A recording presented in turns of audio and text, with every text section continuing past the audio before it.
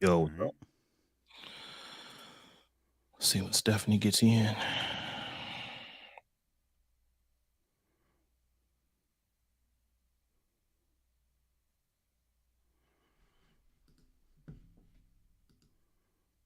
I sigh a lot when I get exasperated, according to YouTube.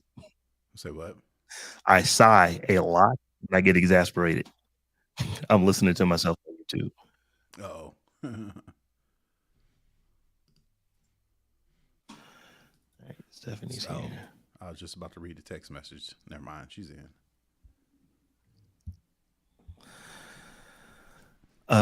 Let's let Saray know. Yep, yep. You found us.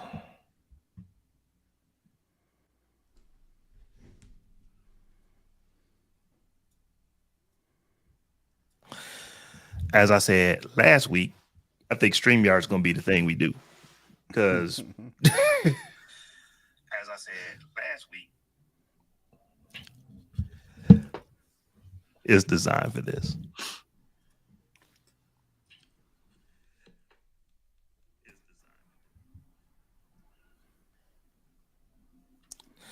All right. Let's fire it up. Let's fire it up because we 15 minutes late into doing the show. Let me post this link over in the other chat one more time.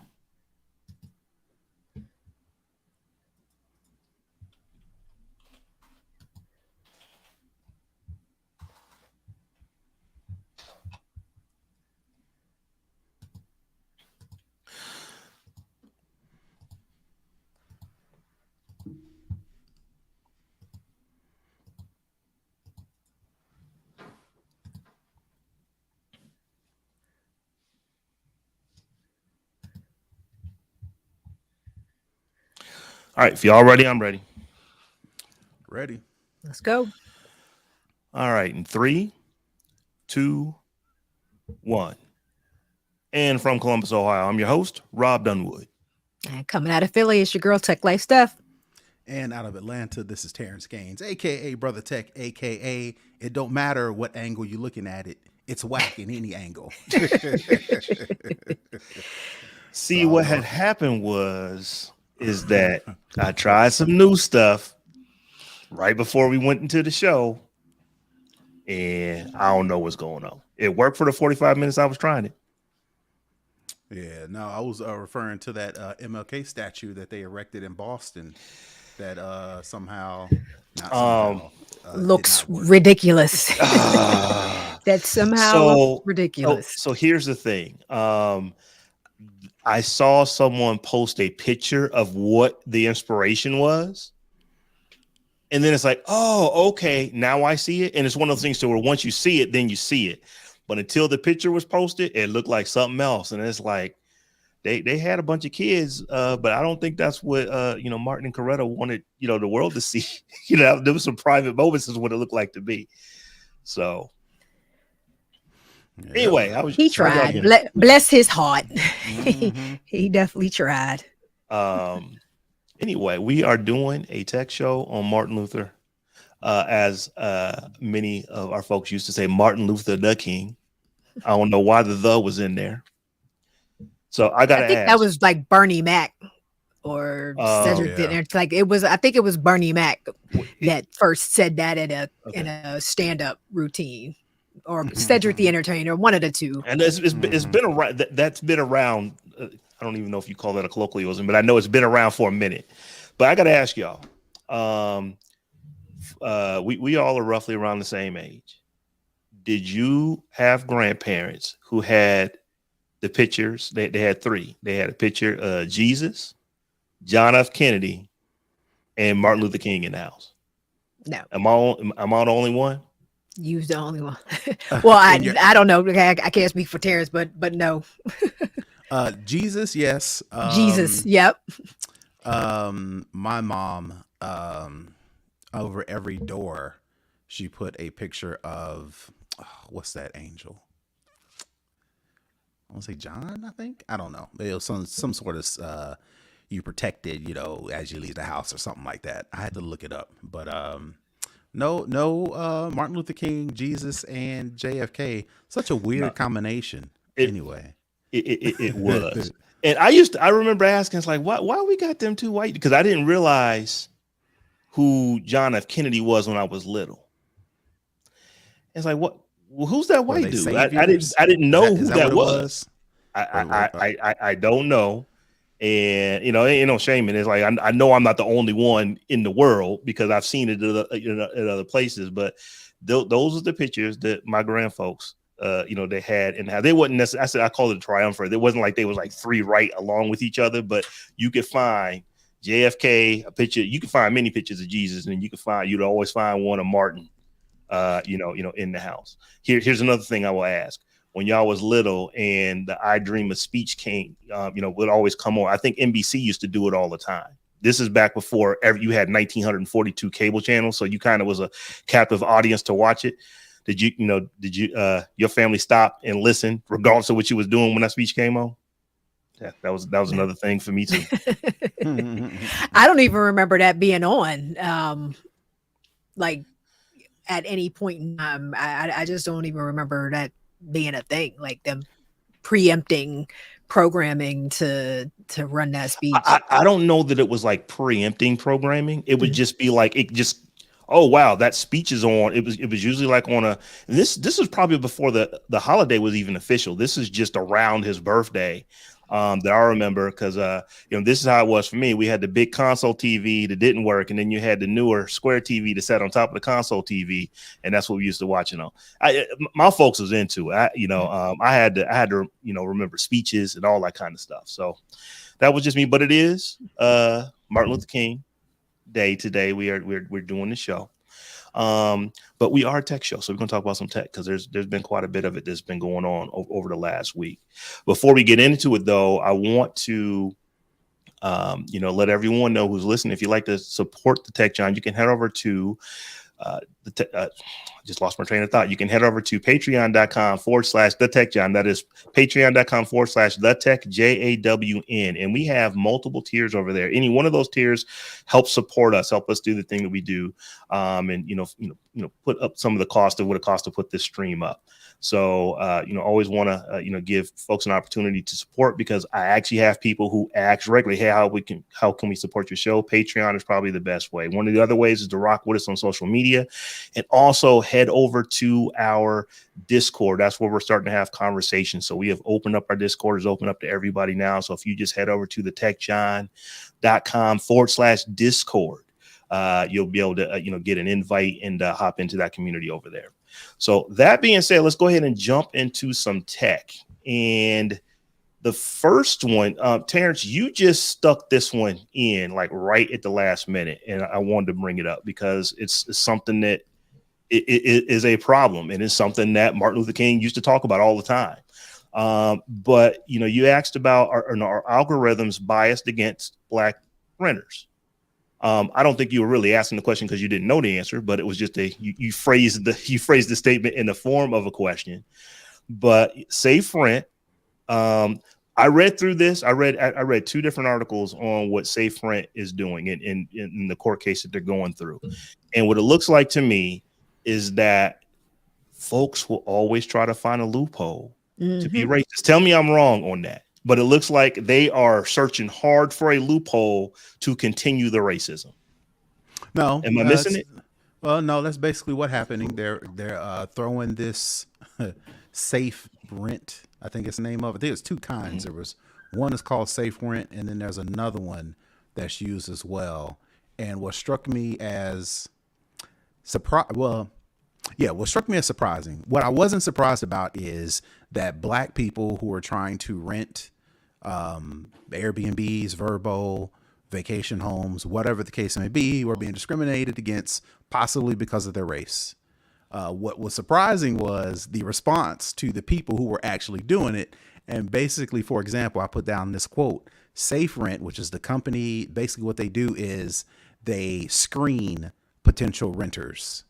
And if I am a renter of my house and I want to quote unquote screen somebody to make sure whatever the case may be, I can run their information through this screener and it'll give me information about them, whether it be credit score, whether it be criminal background history, whatever the case, past rental, claims, whatever the case may be. In addition to that, of course, it gives my age. I'm assuming it gives my gender. I'm assuming it gives me my race. So the story starts off about a lady who is a part of a class action lawsuit against SafeRent that is using algorithms to screen tenants. And of course, they are suing because that's against the Fair Housing Act, because the Fair Housing Act says you cannot discriminate from people based on their gender, based on their age, based on their sex, and their racial background, racial identity. So what's surprising about this is the excuse that they gave. And like you said, the loophole is SafeRent put out a quote. They said they argued that the algorithms used to screen tenants aren't subject to the Fair Housing Act because the scores only advise landlords and don't make the decisions. So what SafeRent is saying is, we ain't the racist ones. We're just passing along the information to the tenants. I mean, the owners of the property. It's the owners who are being racist. We just kind of helping them be racist, but we're not really being racist is how I got it. So I just thought that was interesting, as it's like, yes, there's still racial discrimination. There's still profiling. There's still bias. It's just moved into algorithms. And like Rob said, they're just using loopholes as to why they decide who they want to rent against. In this case, in these cases, in this story that I read, it just so happened to be black folks. Yeah, and when I read through this, the For anybody that is not watching, I'm holding up Algorithms of Oppression, How Search Engines Reinforce Racism. This was written a while back by Sophia Noble, but ain't much changed. So yeah, and it's the interesting thing is that this was a crafted response. This is something that they thought about. Oh yeah, here's how we're gonna get away with it. We ain't being racist. We're just enabling racists to be racist. So, so that you can't even say that's us by proxy. We ain't got it. We're just giving you the data. So when they that's just a loophole to me. That is just a loophole. That is just a loophole to me. Under the bus. They said, well, it was just such a weak cop out. I mean, No. It was just the truth. They were just honest. They told you exactly what they were doing. And now it's weak. That their policies are weak, but they told you exactly what they were doing. But I'm just sitting here thinking, it's like, it's 2023. You are a company that ultimately you want people to spend money with your, with your organization to generate revenue for you. It just seems like you would, even if it's not true, it seems like you would fake a better response than that. Right. Because literally what they are telling you is that, no, this is not a problem for the Fair Housing Act, because we're just giving racists the opportunity to express it with data. We're not actually the ones doing it. Therefore, it's not on us. And, I am editorializing quite a bit in this because this one just gets in my crawl. But it's like, seriously, they literally think that you can just say, we're going to use all these factors to discriminate against folks. But as long as we're not the one actually making the decision, it's cool. Because as I was saying a second ago, is that when I'm looking at this and I'm looking at the, it seems like she's not the only woman. It's a class action. But the woman is like cited or quoted in this article. She showed, what was it, 16 years of punctual rent payments. And this and that and the other. And she was actually able to, qualify for a rent that it cost more. It was just not in necessarily the desired neighborhood that she wanted to be in. So that just got me to thinking, it's like, oh, you can go over here and pay more money to not be, to be in a neighborhood that we don't necessarily want you to be in. But in these neighborhoods, we've got to figure out something other than 16 years. You've actually not missed, a rent payment, have not been tardy, have not been late. That's not good enough. And, like I said, it's just a loophole. It's just a loophole. And it's like, and just coincidentally, the Fair Housing Act was, put together and passed in 1968, a week after the assassination of Martin Luther King Jr. So happy Martin Luther King Day. Yeah. I'm not surprised. I mean, I don't really have a whole lot to say about it. It's pretty much par for the course. I think America. Yeah, this is, like I said, I was just surprised that y'all actually said that. You know, you said the quiet part out loud. I was not expecting that response. I was expecting all kind of hemming and hawing and all these kind of things. Like, nope, not our problem. We're not the one making the decisions. That's literally, what they're saying. But let's move into another story that is, it's kind of funny to me, actually. And I think, we're going to talk about a few things with just how the world is moving, how technology is making things move, and how it affects society, how it affects people's jobs and stuff like that. But the first one that I wanted to bring up was the state of Wyoming.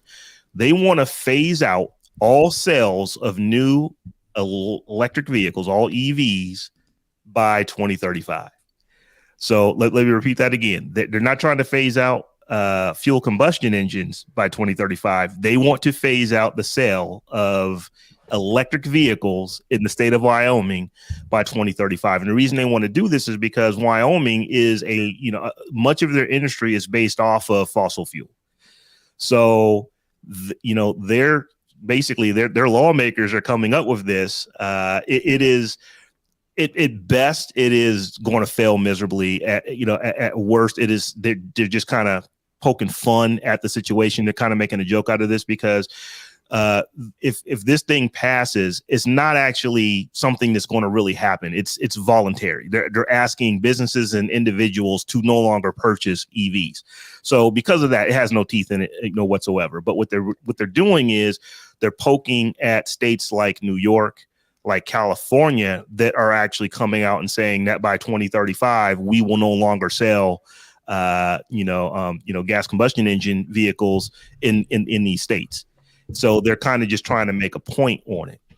I wanted to get you guys' take on just the comical nature of this, because when you think about it, even if you don't think about it, it's not even comical. It's a waste of government resources when you talk about the fact that taxpayer dollars are paying these people's salaries, and this is the type of thing that y'all are, up at the state capitol trying to legislate it. It's not even largely symbolic. It's all symbolic. And it's just, a petty passive aggressive way to try to thumb your nose, for climate change deniers, to try to thumb their nose at states that are trying to be proactive and get ahead of the fact that, our planet is going to look a lot different in 10 to 20 years. And so we should try to do something about that on the front end. Now. Yeah, exactly. And it's just, it's disgusting to me. It really is just a misuse of government resources. I'm sure there are plenty other things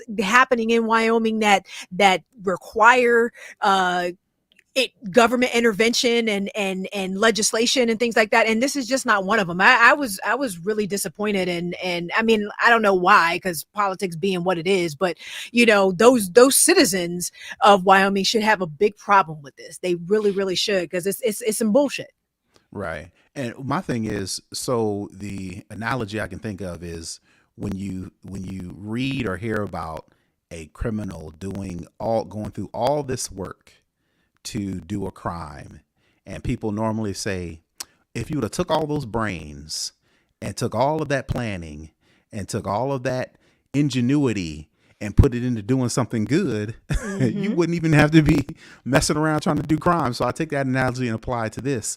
Instead of y'all trying to legislate EVs out of Wyoming, actually what you probably could be spending better time on, your ingenuity, your thinking, is to how to switch or the only best way I can think of is switch Wyoming into a more or at least figure out how to make the two coexist. They talked about not having the infrastructure and the chargers and all of that, but like maybe now's make the time that to get shift. started. Right. And make that shift. And all those people that you're trying to support and the gas. I mean, I get it. You know, Wyoming's like the 8th largest state for fuel, you know, oil, fossil fuel production and consumption and all that, whatever. And so I get that you don't want your base to lose their jobs and all the rest of that stuff. But like to your point, Terrence, figure out how to make the transition.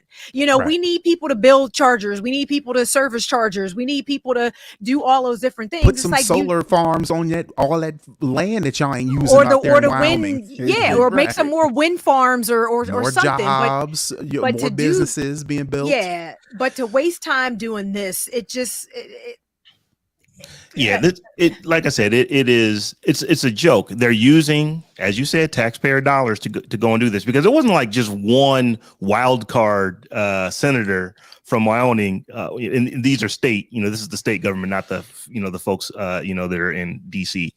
But it wasn't just one. It was several of them that have signed on to this. And who knows? Like I said, it purely is just, this is going to make our base feel good that we're doing this. But when you actually go and you look at it, it's like, well, wait a minute. You're not actually banning anything. You're just hoping that your citizens and the companies in your state will no longer actually purchase these type of things. So when I look at it like that, I was like, at best, this is stupid. I mean, it's just like, this is just a dumb thing to do. But I do want to ask this question, because this is a problem.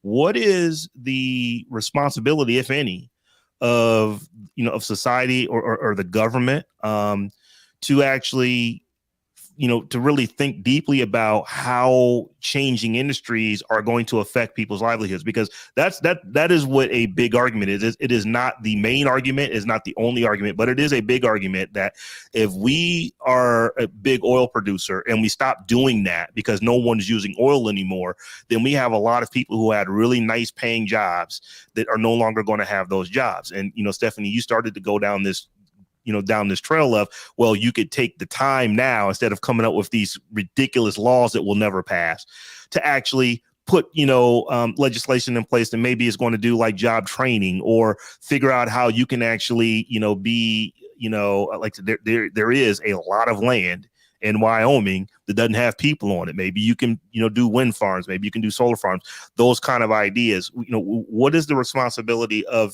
you know, of society to ultimately think about how you move, you know, into this? We're going to talk about AI in a second. And it's the same kind of themes. Like, you know, what is the responsibility of society to say, hey, if we do this, these jobs are going to go away?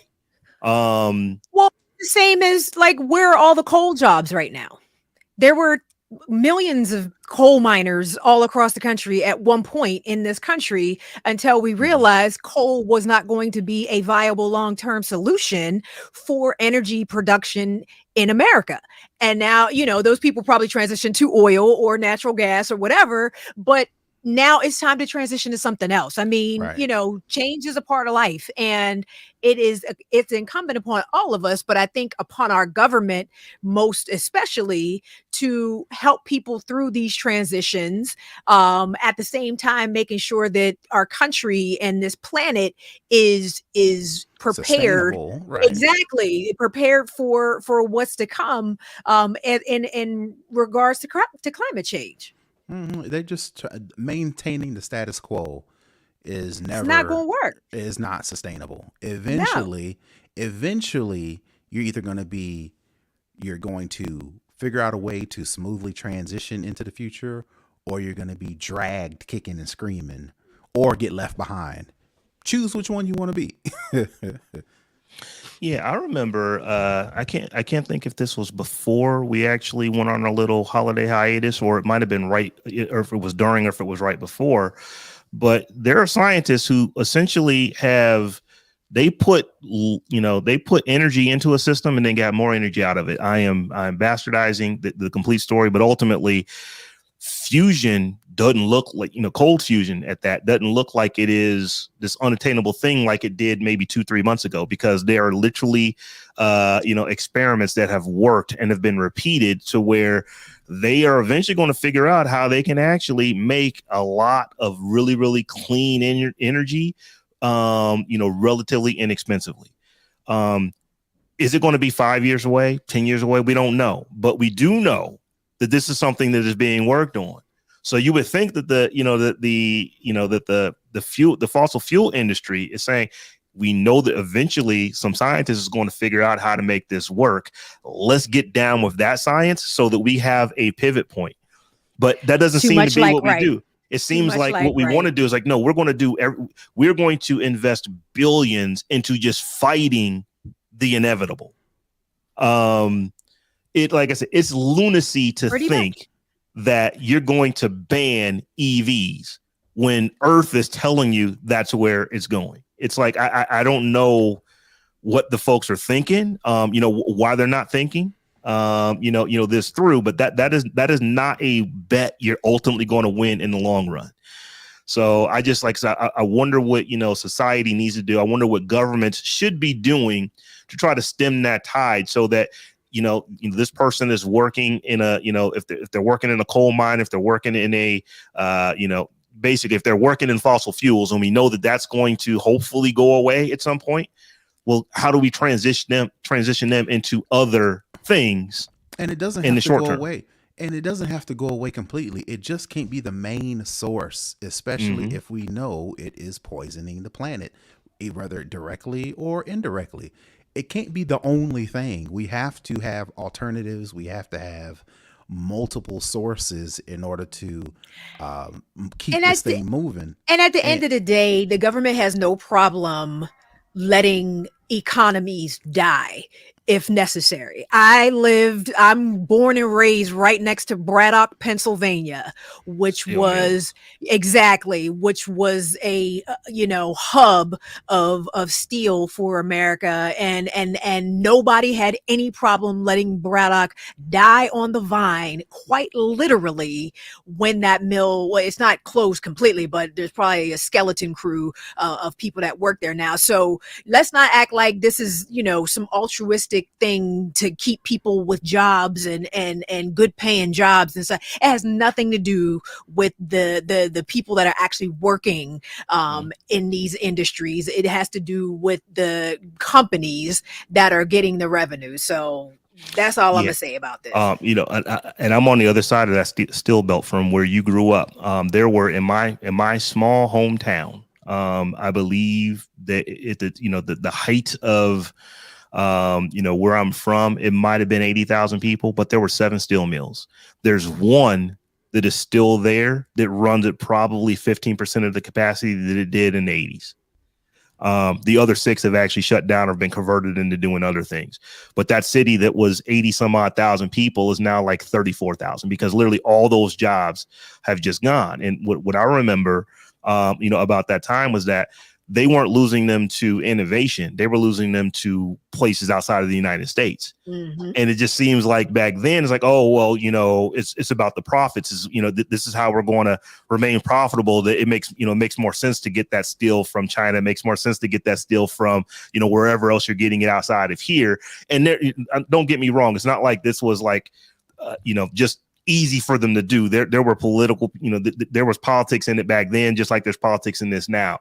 But it's just interesting to me that when it was about making money, it was, oh, we got to do this because this is just what, this is what makes best sense. It is best for you to not have that job making steel here. It's best for us to send that job somewhere else to where we don't have to have the safety rules and all the things that we have here. So the steel can be less expensive.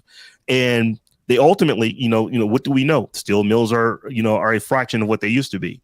This is a little different because it's like, there are other things you can do. You can't export energy independence. It's got to be here. They're not going to put solar farms in a country 6,000 miles away and ship the power back. So you need to build that stuff here. Those are high skilled jobs that you can train people to do. They're not going to. They make the solar panels in other places, but you know what? The United States is a big country. You can train a lot of people how to build solar panels, how to build wind farms, how to do that, and keep that kind of stuff here. And I'm always surprised that that's never the default to people that are America first. Well, why not be America first in the stuff to where, Earth is going? It's like, to me, it just seems like you would have, a lot of opportunity if that's where we were to go. Because that's not what the companies say, Rob. Ain't no money in it. Is that what it is? So y'all, we talked about AI last week. I think we spent a fair amount of time on what is it, Chat GPT. And this story, I was waiting for it to happen, and I thought it might take a couple weeks. It didn't take a couple weeks. It literally took a couple days from when we were on last week. But Steph, I think you stuck this one in here. Is it all fair? How did you write this? Is it all fair in love and AI or nah? And I'll let you tell the story. But essentially, a young man wrote a children's book completely with AI. Well, he didn't write it. He didn't write it. He provided the prompts. He used AI to come up with a children's book and also to illustrate it as well. So he used Chat GPT to come up with the text, the actual story, and he used another AI thing called what is the name of it? Midjourney is an AI tool that generates images, text to image, to come up with the illustrations for the book. It was supposed to just be for a few of his friends, but he ended up going on Amazon, on KDP, Kindle Direct Publishing, and uploaded it to Kindle, to KDP, Amazon KDP, and sold a few copies. And so now the backlash has come because he did a whole Twitter thread on the fact that he did this. He was quite proud of himself, and it does seem like he was only trying to showcase the technology, and kind of highlight this is what could be done using this technology. However, the internet being what it is, the backlash was swift and severe. Because what he is doing is, first of all, it's low key. Do we say it's dishonest? I don't know. It's disingenuous at best. In his case, I don't think so, because he was upfront and said exactly what he was doing, how he was doing it from the beginning. So for him, it was more of the, wow, I think I could actually do this with AI, and then told the story about it as he was doing, almost like he did this thing in public. But this is almost this is almost like hackers who hack a system, and instead of saying, "Hey, Microsoft, we got an issue. I need to work with you because I was able to exploit X, Y, and Z. Let's come to you and figure out a solution." So we can then figure out a way to best plug it to make sure nobody's data get lost, maybe nobody's information gets stolen, make sure nobody gets put out, whatever the case may be. And then Microsoft and them team up, they come up with a plan, and then they fix this thing, right? What a lot of hackers are doing is they will hack Microsoft and then go to internet and go to Twitter, go to Facebook, go to the tech articles and publish this story about them being able to hack Microsoft. And then they get their 15 minutes of fame, right? Because if you do it the first way, you may not get any fame, because Microsoft will then put out a patch and say, we've patched this X, Y, and Z. They may give the dude a byline. They may say thanks to the guy who originated. They may not. This kind of reminds me of that, to where instead of this dude saying, hey, let me come up with this, create this book to highlight the dangers, or highlight, what can be done with this Chat GPT, and maybe let me work with, a library, or let me work with a school, or let me work with, government, or whatever the case may be, to kind of highlight how this can be used, and we better watch out for it. He went to Twitter and got some popularity. And then on the back end, like you said, after the heat came, according to the story, he plans to donate additional copies to his local library after earning some royalties. Now, he didn't make a whole bunch of money on the thing, but the back end is kind of like, let me show that I was trying to do this in good faith, when he blew up on Twitter, good or bad. And I think in our day, people are trying to get that. I'm trying to get put on. How do I get put on?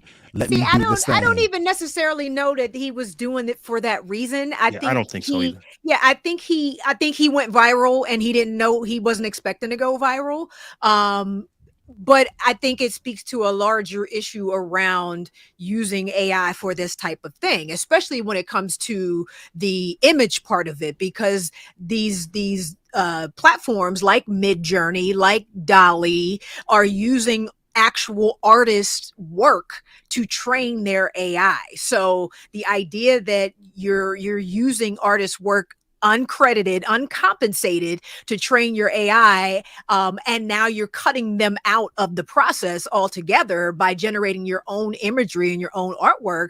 That's kind of a problem. That's a problem. That's Yeah, definitely a problem. yeah, I'm with you, Stephanie, on this. I don't think that this gentleman thought at all about this. I think that He didn't number one, do it. he works in Silicon Valley, lives in San Francisco. This is, he's a tech guy, for lack of a better word. This was probably something that, oh, these are cool. I wonder what I can do with it. Let me go play and see what I can come up with. Oh, I was able to create a children's book that actually reads fairly well. I was able to actually get, these images created all by AI. All I had to do was just figure out how to write the right prompts.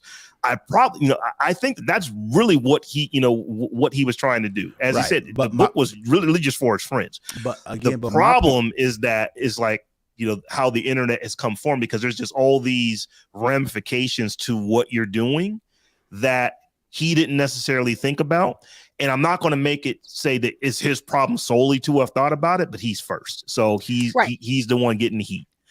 Well, again, and that's the thing. When you put some shit out there on the internet, you have to be mindful. That's what I always teach until Death Retweet. You have to be mindful of how it's going to be perceived and how you may get responded to, even though you think just your followers are going to see it, or I'm not trying to blow up, or I'm not trying, whatever he thought.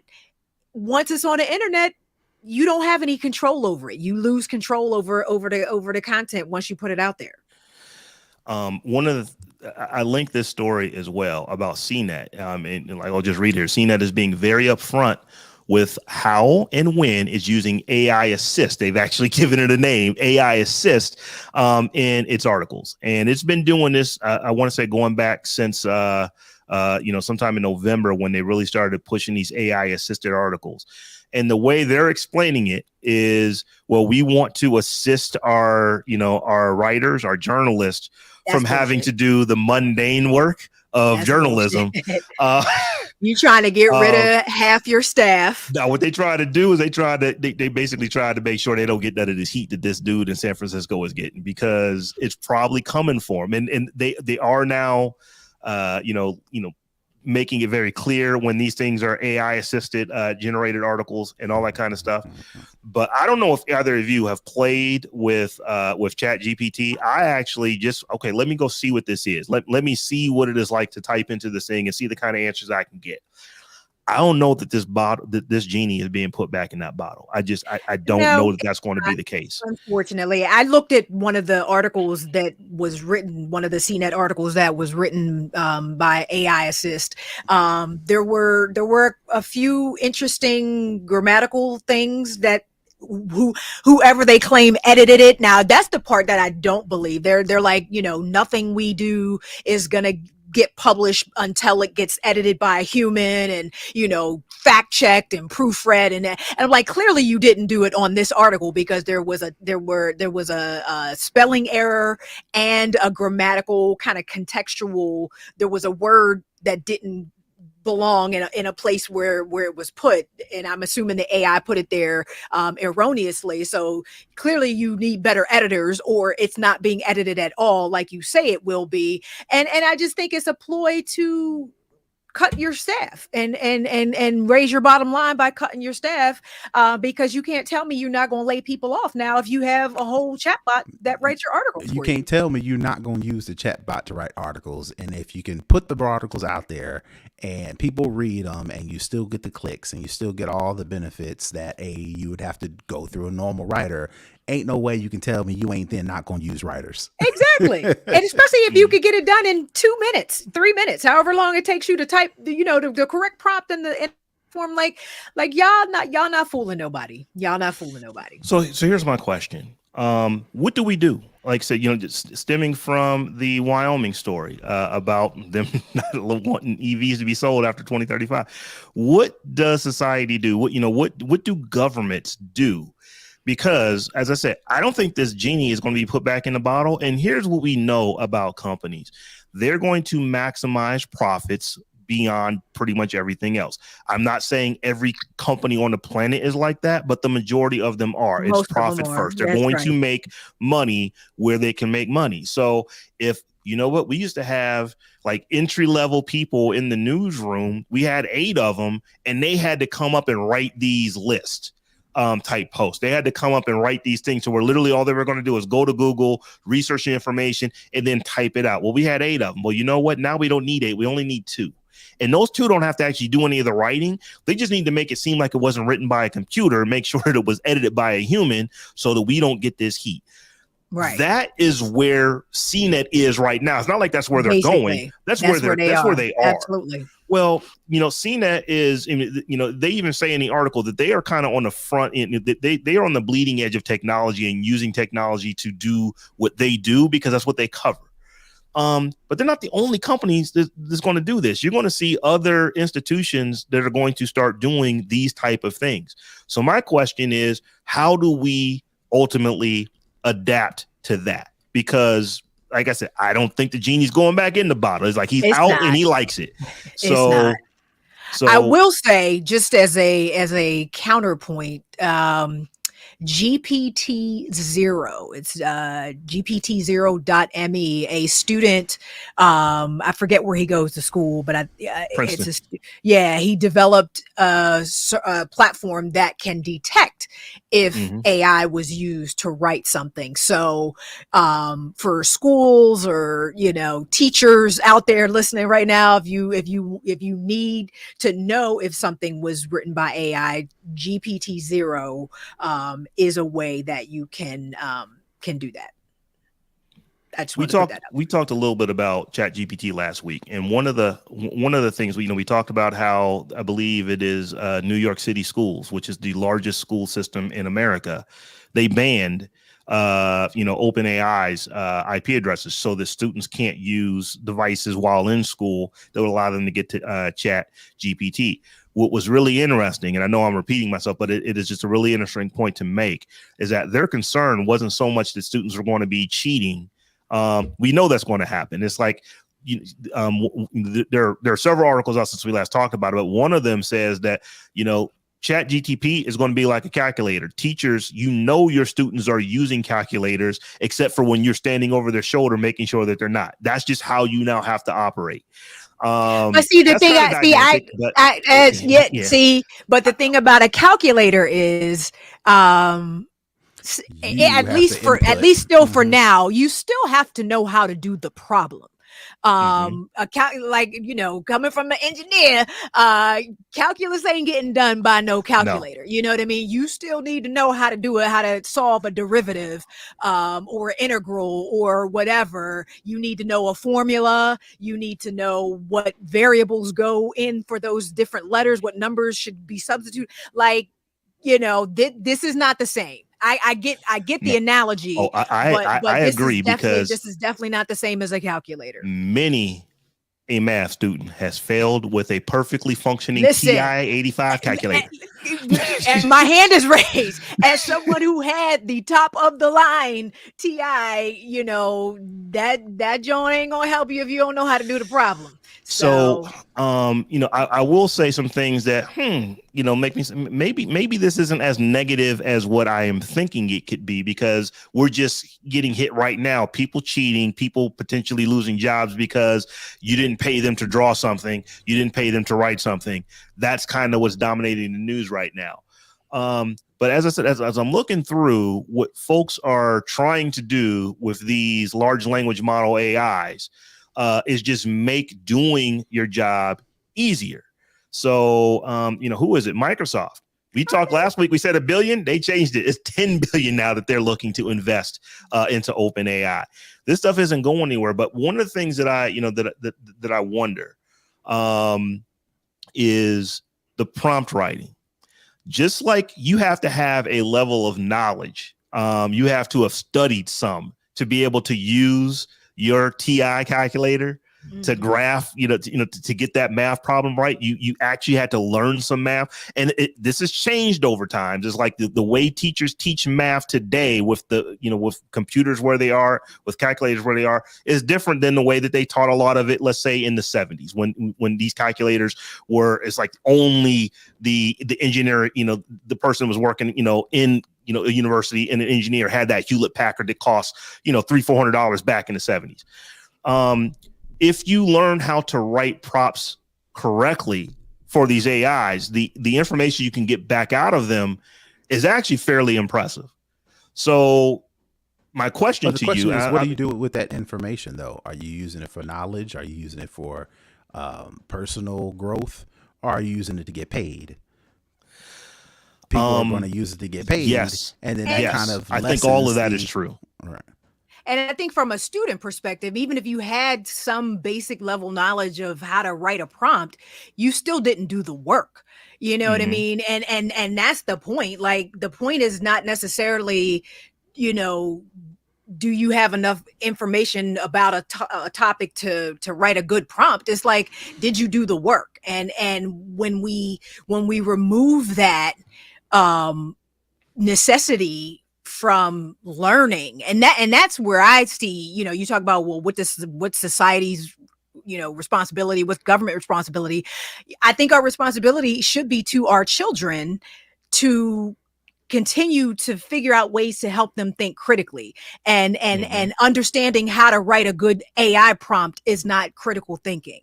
Doing the work is part of that process, and the idea that you now don't have to know how to research anything, or don't really have to, like, the idea that you only need to know how to write a good prompt is, I think, doing our young people a disservice.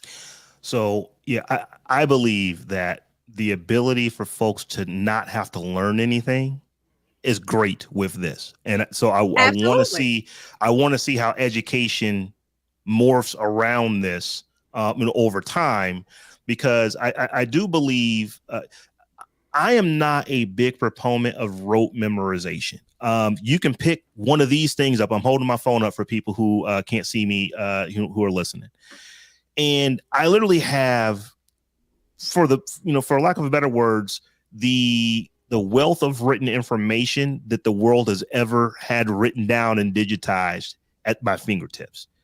So I don't need to remember what date this happened on. I don't need to remember how to get from point A to point B. I can ask something that can do it. How do we, I guess the word I'm asking, I'm trying to look for the word, but how do we balance that to where you don't, there is not a need to memorize a lot of things anymore, because you can go to the bastion of all knowledge and just say, hey, what is the answer to this? And actually get a fairly, accurate answer. That doesn't necessarily mean that you don't know how to think. It just means that you didn't memorize what the state capitals of all 50 states were. Like, I'll use that as an example. How in your adult life does knowing what the state capitals are and what the original state capitals are for a state were? That's just rote memorization that you can just go research that and look it up. So I think that this is going to kind of get to that area as well. Right. But when you type in, and I saw this, I think, in one of the articles that we posted for this episode, what are the main themes of To Kill a Mockingbird? You know what I mean? Now, you had to write an essay. You had to write an essay on the themes of To Kill a Mockingbird. Just because you know how to ask that question doesn't mean you know how to think critically to find those themes. Because number one, you haven't read the book, because the chat is going to give you the essay answer anyway. And so you don't have to do that work. You know what I mean? And that's the problem that I think we are going to run into. We are going to have a generation of young people that don't know how to do that work. Yeah. And if I'm honest, I didn't read To Kill a Mockingbird. I went and bought the Cliff Notes. It was a great book. It was fantastic. But I had to at least go get the Cliff Notes and read that. With this, you You don't even need still to read had that to do anymore. something. You still had to do something. It's like I had to have the wherewithal to go get the Cliff Notes so that I could not get the D and try to get a C on the test for the book that I didn't read. I'm being facetious, but not really. So there is that. So like I said, I don't think this is going away. We talked about last week about, when search engines started coming out, there was a whole lot of encyclopedia salespeople sweating, and we don't really see encyclopedia salespeople anymore. What changes now with ChatGPT and these type of large language models? I don't know if, to me, the jury's still out. I just think that this is getting a whole bunch of attention because it's new, and everybody we as a society are looking for, and more importantly, back to my original point about dude who wrote this book, who's going to be first? And I think with, EVs, with Chat GTP, a month ago, it was the where you can draw I guess it's Chat GTP, the AI, open AI, to where it helps you, and all these things, right? One, our attention span is short because of the internet. I just think this is getting a whole lot of attention because everybody's trying to be first. Microsoft putting $10 billion into this thing. It's like, all right, what we're not about to do is miss out on this. We may have missed out on smartphones. We no longer have Windows smartphones, search engines, right? We missed web browsers. We need to be first in something. Microsoft missed out on it, right? And Microsoft's like, nope. What we're not going to do is miss out on this. So we about to go all in. And I just think because it's new, again, I don't want to say it's going to level out. I just think that right now we're so in a rush to be first that we are, projecting, a lot of, we're making a lot of assumptions about where this is going to go. And really, we don't know. This technology is a year old, maybe, and I mean, that it takes years. Yeah, it's they've been working on this for years and years. Chat GPT. I'm talking about the realization of it. November 30th. This Earth tilted on its axis around large language models on November 30th when this came out. I don't know if we said this last week or not. It gained, I believe it was like in 5 days, 1 million followers or 1 million users in 5 days. And then they started, running out things like, well, how long did it take Facebook? How long did it take Twitter? How long did it take TikTok? How long did it take some of these other things to get to, 1 million? I want to say Instagram was one of the fastest. It was like 69 days or something like that to 1 million users. This took 5 days to get to 1 million. So that's why we're hearing about it to the extent that we are. People were kind of, the end of the year is kind of the downtime for tech until you get to CES and all that new stuff comes out. So it's just like slow news cycle. This is what people were talking about. So I do agree with you on that, Terrence. I think that this is it's not going away, but I think that you're going to see the fervor kind of die down after a while, and it'll kind of just be a thing until the next version comes out that does something great that makes people, kind of perk up and say, oh, wow, that's, it's doing something that, new that I didn't know that it could do before. So, y'all, I'm looking at the clock, and even though we started our show a little bit late, we're not going to go late. So let's go ahead and wrap this up. We do want to say that, we are doing a spotlight, but this is not our regular kind of spotlight this week. It is Martin Luther King Day. Reverend Dr. Martin Luther King. Let's put all the respect on his name. And so our spotlight is going to be MLK. And as I said when we started the show, I was one of those kids to where I had to recite speeches and stuff like that, and reenact things and stuff like that. He was in church on MLK Day on Sunday. Pretty much, yes. Pretty much. This is before MLK was an actual holiday. This is like, you're talking late 70s, early 80s. So, I was that. Had your little suit on and everything. Yes, I did. I was that guy. And one of the, the greatest speeches that has ever been spoken is "I Have a Dream" speech. But that's what everybody goes to. And you look at it, it's like when I look at the tweets, it doesn't really matter what your political agenda is, what your, how you lean.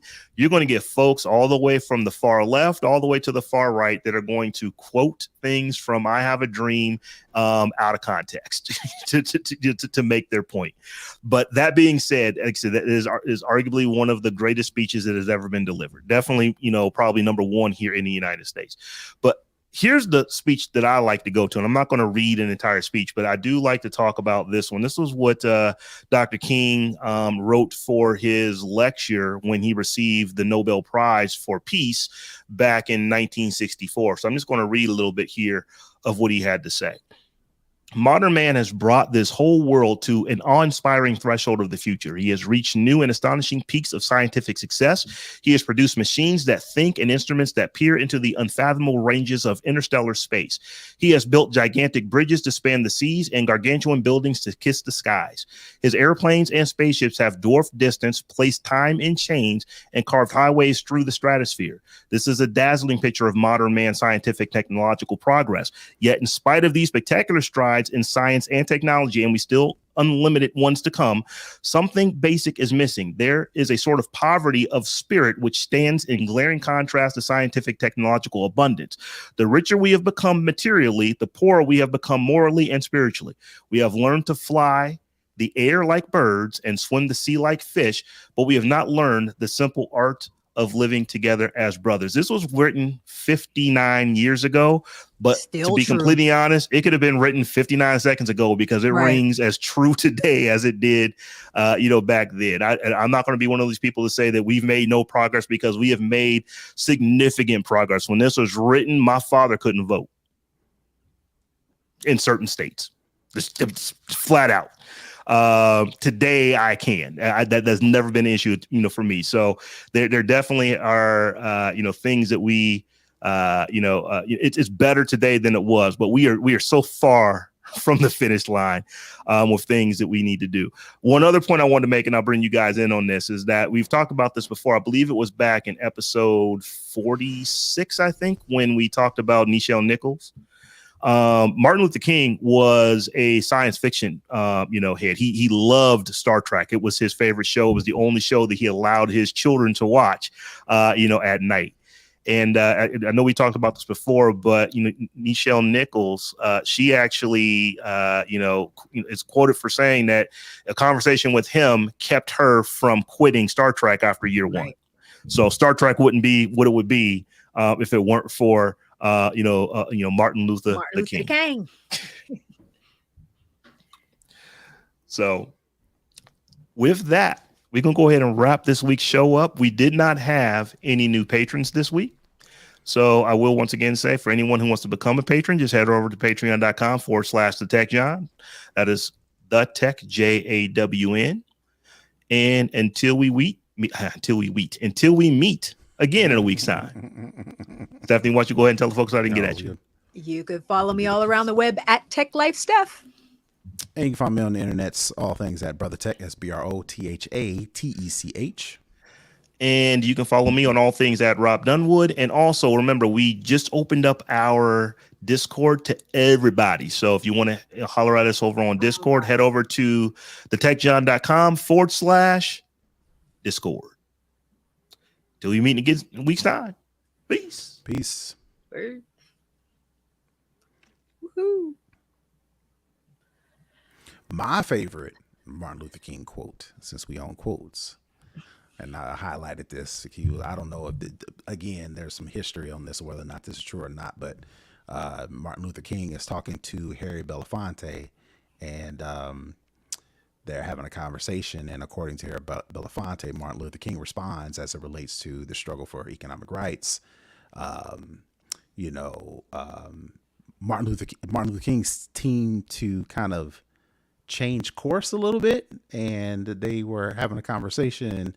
Martin Luther King says, "I come upon something that disturbs me deeply. We have fought long and hard for integration, as I believe we should have. And I know we will win, but I have come to believe that we are integrating into a burning house. I'm Mm, afraid that America has lost the moral tell it. vision she may have had, and I'm afraid that even as we integrate, we are walking into a place that does not understand that this nation needs to be deeply concerned with the plight of the poor and disenfranchised. Until we commit ourselves to ensuring that the underclass is given justice and opportunity, we will continue to perpetuate the anger and violence that tears the soul of this nation. I feel I am integrating my people into a burning house. And I like that quote because everybody likes to quote the I Have a Dream speech. Mm-hmm. Everybody likes to talk about how he had a dream that little white girls and little white boys and little black boys and little black girls, yada, yada, yada, we can come together and unity, right? But the reality was, hey, may not be that easy. It may be a little bit harder fought, and this may not have been. And it may not be the best example. idea. Right. Why are we even doing this? And I don't, yeah, I don't think people gave Martin Luther King the credit overall. They just want to snapshot him into this one moment in time. And I think he was a bigger person with bigger thoughts and bigger ideas, and he was bigger than this speech and this moment in time, this civil rights movement. And I don't think people either want to, never meet your heroes type thing, or what, but they just snapshot him in this moment in time, and nobody really kind of talks about the rest of it. Oh, well, here's the thing. When you talk about the I Have a Dream speech, it's a very long speech. What people don't realize about most of Dr. King's speeches is they weren't really even speeches. They were sermons. So if you don't know what it's like to go to a Black Baptist church in the in the 50s and the 60s, that was not like a 12-minute piece of oration. Like, they would go for a minute. So when you look at a lot of his speeches, he can be taken out of context because he is talking about a breadth of things and a lot of things in his speeches. But, the thing that you didn't like might have been at the very beginning, and he went for another 1,000 words before he got to the thing that you liked. So you can very easily just skip over all of that stuff that he said first and get to the soundbite and go from there. You can also easily, he said something that you like up at the front of that speech, so you can go with that, and then you don't actually get to the end of it to where he was actually challenging, on some things. So, what you said is very apropos. It's like, he was a, no one is perfect, but he actually had a whole lot of thoughts on a whole lot of things. And because the things that he had thoughts on don't always line up exactly with what your agenda is, those parts don't necessarily get celebrated. Everybody can talk about, black girls and brown girls and black boys and brown boys and, and white boys and everybody getting together. Anybody can get around that. Did you listen to the last 7 paragraphs of that speech? Did you listen to his lecture when he won the Nobel Prize? Did you listen to the speech that you just referenced? There's a lot of things, a lot of ways you can go. When you're talking about Dr. King, he was not just this character, of people who are making horrible looking statues. This is what America does. Why are we surprised? Oh, that not at all. Somebody actually has been whitewashed. Like, this is what America did. Dr. King was an enemy of the state when he was alive. You know what I mean? They didn't celebrate him the way we celebrate him now then. So, the idea that we celebrate him at all is low-key disingenuous, because that's not how y'all thought of him back then. So, it's just typical American whitewashing. And you and you bring up a point, right? Which is so funny, because no, that is not the example you're supposed to use. People will take that idea that you just mentioned and try to apply that to people right now, like Kanye West. It's like, nope, not the equivalent. Not the same at all. They'll say Kanye West was hated when he was out doing things the same way Martin Luther King was, and now we love Martin Luther King, so this Kanye West getting the same treatment. Nope, don't do that. Yeah. Don't go there. Don't go there. This is the funny thing to me, is that Terrence, you something completely different, but you actually made a point in our group chat earlier today about people who, I don't want to take the words out of your mouth, so you can repeat it, but people having opinions on things that they don't know much about. Right. What did you say earlier? It was Ed Reed, and Ed Reed is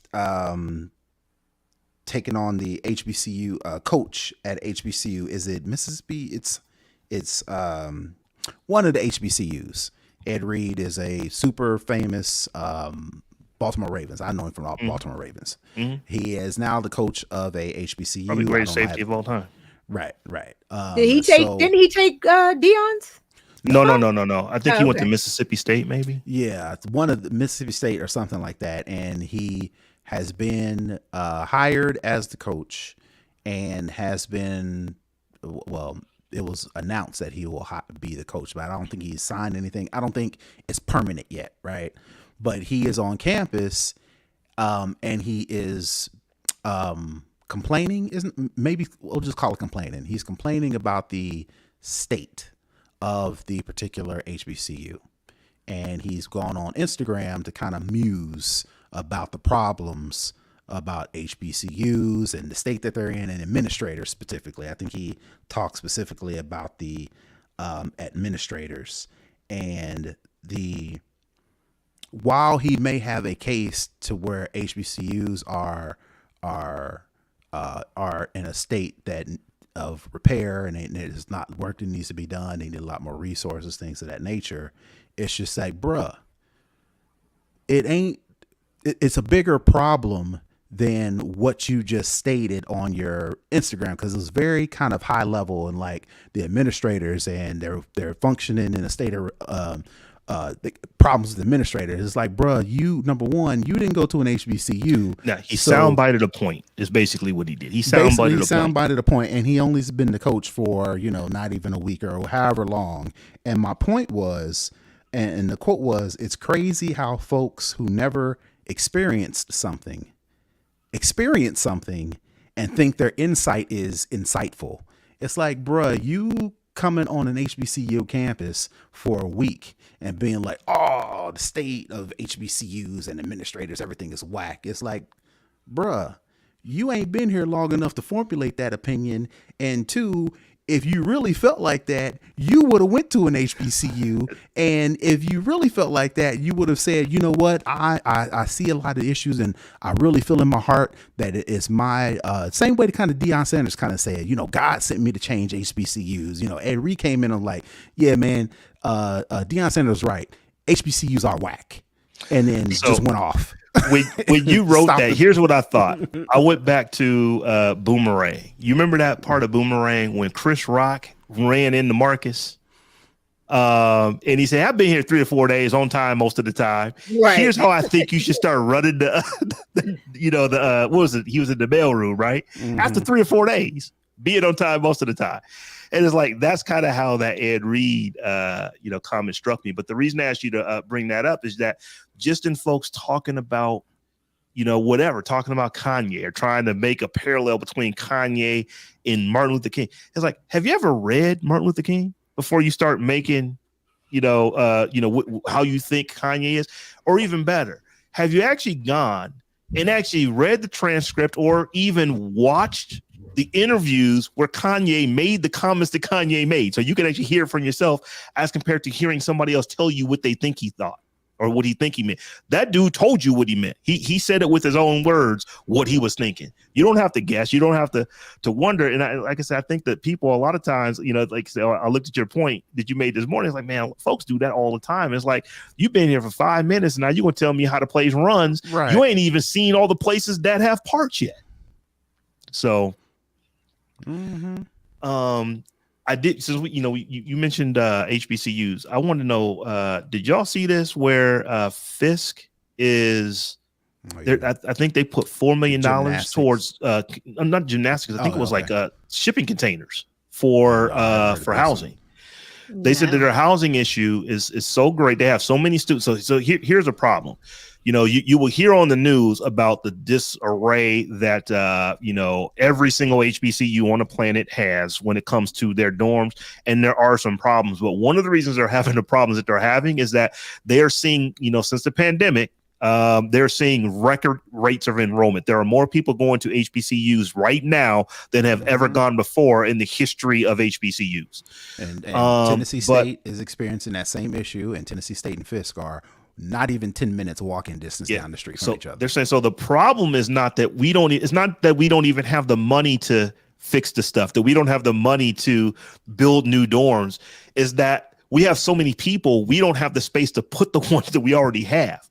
So it's like we can't rebuild this building if we have people living in it, and if there's no other place to put them, we've got to go somewhere and do them. So what they did was they're putting, I think it's like $4 million into these shipping containers, and the students are flocking to them. I think these, if I'm not looking at the story right now, but if I believe, I believe it was like they put $4 million in it. It's gonna add like 110 or 118 new micro apartments, right? I'm and they said that these will be the flyest apartments on campus, so you have people who like really want to get into them.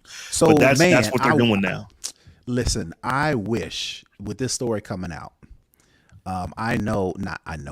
there is a developer in Atlanta, and he posts on Instagram, and he and his wife were in the process of trying to make a shipping container city, for lack of a better term, a neighborhood, we'll call it neighborhood, to where you can modularly, if that's a word, you can pick and choose how you want to have your. I think I know what you're talking about. I think I saw that community somewhere. Yeah, and that's the thing. Go ahead. Go ahead, Terrence. No, I was going to say, and they were looking for, and they were putting it together as like almost like a deck, a pitch deck, as into why you should get invested, why you should, whatever the case may be, because, people are living smaller, tiny houses. People are starting to do this whole minimalism thing, how on top of the housing market is crazy. Nobody can afford to live anywhere. So, and this is like 2 or 3 years ago, I think. And he was like, yeah, we're trying to put this thing together, fast forward to now to where Fisk University is trying to pick up on that similar idea. It's like that may be an investment opportunity. Well, the thing about it is people hear shipping container and think you're going to be living in the back of a truck, and that's not the case at all. Like low key, you can make a very nice place to live out of shipping container, and there are way too many shipping containers that don't have a use case anymore once they get too old or whatever. Like I'm sure there's like dumps all across this country that just hold shipping containers. But like that is a very efficient, effective, reusable, cost-effective, sustainable, green way to provide housing for people in general, much less students. I think they've done this for homeless people or unhoused people as well. So yeah, they did a project in Detroit not too long ago, where it wasn't a city, but it was like a couple blocks where they threw up these container homes and these small homes in there. And it was funny as I'm looking through the comments of people talking about, there ain't nowhere in the world you're gonna have me living in the back of a truck. All right. Until they started this. All right. Until they started to see. Better. Well, once they started to see, whoa, that's not that. Wait, that's bigger than my dorm room. Exactly. I have my own bathroom. Exactly. So once that started to happen, they said, they have students who like, can I sign up? Can I be in a shipping container? And the reason that they're doing it is because of the speed at which they can put these things up. When you're talking about, a dormitory that's going to have, 400 or 500 students living in it, that building literally is going to take, probably the better part of a year or 2 months to build it. Yeah. Maybe longer. But even if they have the money, it's like you can't, it takes concrete so long to set. It's like, you can only build so fast. And I don't think we're going back to the, the days of building the Empire State Building when they were literally building like a floor a day. I don't think they're going to that level of speed trying to get these things up. But these shipping containers, they were like, yeah, we can basically, most of the work does not have to be done on site. So you can have a bunch of different things happening. You can literally have people on site building, doing, setting the foundation, doing all that kind of stuff, getting the underground plumbing, electricity, all that kind of stuff run. And then you come in with the crane and set this joker down and, paint it, put some furniture in it and move somebody in before the next semester starts. So I know Fisk is doing it. I think some other universities are looking at it. But I just wonder if that's going to be, that is not the solution, but maybe it'll be part of a solution to where they can actually, get to working on some of this, housing issues, housing crisis, as they say it, online on the news article you look at. And not only that, it's a new niche. It's something new that, like I said in the previous story, in the show about Chat GPT being the new hotness, right? And everybody trying to jump on top of it just because it's new, right? We're all looking for that. All right, what's the next Google.com? What is the next Apple? What is the next electric vehicle thing? This could very well be an opportunity for people. It is not a $1 million, $1 billion idea to where you need, millions of dollars to ramp up to where, this may be an opportunity to where folks who normally been disenfranchised, left out of the investment process, this is a good opportunity to get into something that does help.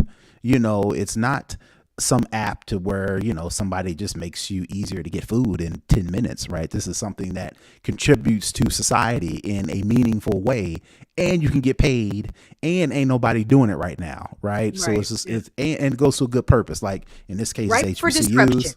Right. Exactly. So I'm hoping, my hope is Fisk capitalizes on this and doesn't necessarily just see it as a temporary solution until they can get back to the old ways of putting up more dorms, right? I'm hoping they say, oh, this is something that we can, I don't know, license, innovate, whatever, put their name stamp on to where they can then use that to benefit the school, benefit HBCUs as a whole, benefit their, whatever the case may be, versus it just being a fix.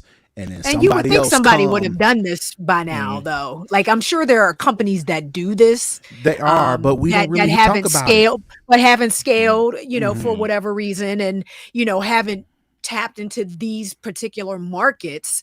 I think that's what we're going to see. I don't think, unfortunately, I don't want to, talk bad about my HBCUs. I don't see the school themselves capitalizing on this opportunity. I see somebody else coming in, watching what they do, coming in and replicating and scaling across the country with not only universities, but all other different types of applications. Yeah, and that's what I hope don't happen, but I know that's going to happen. Yeah, this is America. So y'all, before we break, y'all hanging out with us in the live chat, we rock with you every week. But I have to give a shout out to Ken from Chicago, because he actually reached out and was like, hey, y'all doing the y'all doing the show on Monday? I'm off. I probably will be able to join. So I just wanted to shout him out as somebody who said, I wish I could get in, but I'm like, they work. They've been rocking with us. We go back and forth on Twitter fairly regularly, but Ken from Chicago has been holding us down for a minute. So I wanted to go out there and give you your shine. Like I said, we probably mentioned you at some point when you signed up to be a patron, but I know you have been angling to get into one of our one of our after parties for a minute. So I'm glad you was able to show up. Appreciate you. So yeah, I know. Well, Stephanie, will you watch Philly play next week, or you just don't even care about them? No, NFL. I watched NFL. I watched the nope. part of the Ravens game last night. Nope. What was yeah, they just was it Ravens or what team that did a terrible job of play clock management? It was some team yesterday that they clearly who was it? Miami. It was Miami. I know Miami. It was Miami. The guy who claimed he was biracial, but not really. The coach, they did too many timeouts, too many false delay games that kind of put them out of position to win that game. So that was the one. They had a bunch of